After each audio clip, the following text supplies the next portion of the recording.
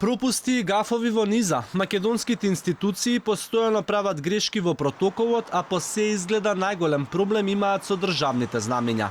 Символот на Црнагора беше превртен наопаку на средбата Пендаровски-Џукановиќ, пошто Македонија упати и официјално извинување.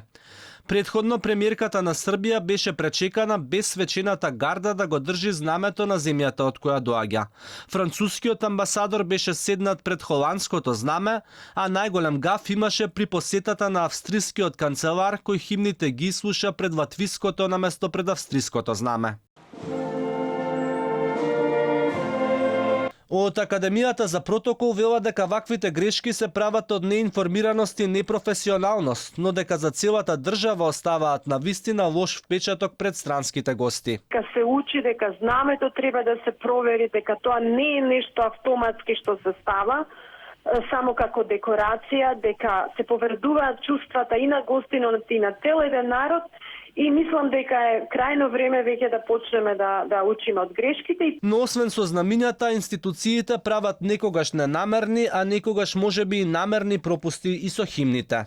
При официјалната посета на тогашниот грчки премиер Алексис Ципрас целосно беше прескокнат овој дел од протоколот, веројатно за гостинот да не биде навреден од текстот.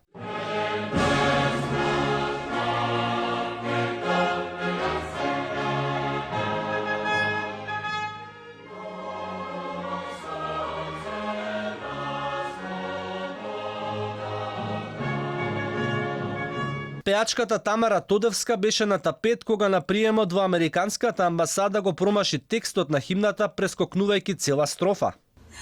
Македонците се борат за своите правдини. Дека најчесто се сведува на импровизација и се прави буквално во 5 до 12, покаже и посетата на американскиот секретар за одбрана Джеймс Матис, пред кого буквално се метеше црвениот килим. Прекршување на протоколот имаше и при посетата на папата Франциск. Негов домакин беше тогашниот председател Ѓорги Иванов, чија чест и обврска беше да го пречека и испрати до авионот. Но на црвениот килим се појави и премиерот Зоран Заев, за кого и немаше баш место.